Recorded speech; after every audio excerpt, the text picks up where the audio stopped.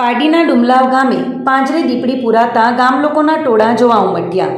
ડુમલાવ અંબાચ વિસ્તારમાં હાલ પણ 2 થી 3 દીપડા ફરી રહ્યા હોવાનું જણાવતા સરપંચ પ્રકાશ પટેલ સામાજિક વનીકરણ રેન્જ પાડીના કાર્યવિસ્તારમાં આવેલ પાડી તાલુકાના ડુમલાવ ભગતફળિયા ખાતે વિનોદભાઈ ચીમનભાઈ પટેલના ઘરેથી 6 ઓગસ્ટના રોજ વન્ય પ્રાણી દીપડાને મરઘાઓનું મારણ કરવાની ફરિયાદ ડુમલાવના સરપંચ પ્રકાશભાઈ પટેલ દ્વારા રેન્જ ફોરેસ્ટ ઓફિસર અંકિત એમ પટેલને જાણ કરતા ગામમાં ફફડાટ ફેલાઈ ગયો હતો।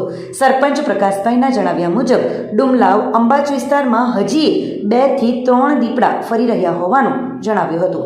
ઘટનાની જાણ પાડીને કરતા વન વિભાગનો સ્ટાફ તાત્કાલિક સ્થળની મુલાકાત કરી સ્થળ પર પાંજરું ગોઠવણ કરી હતી।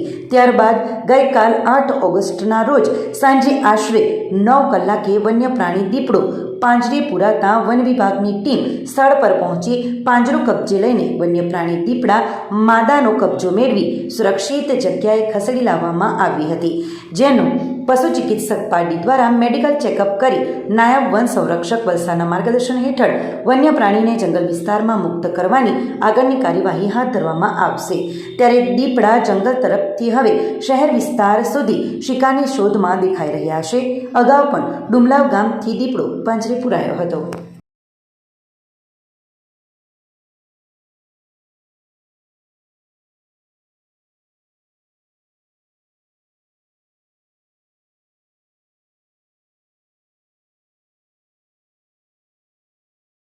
આપણી સંકલ્પ ન્યૂઝ ચેનલને સબસ્ક્રાઇબ અને લાઇક કરો, બેલ આઇકન દબાવો જેથી આવનાર ન્યૂઝ અપડેટ્સની નોટિફિકેશન આપના મોબાઈલ પર સૌથી પહેલા પહોંચે।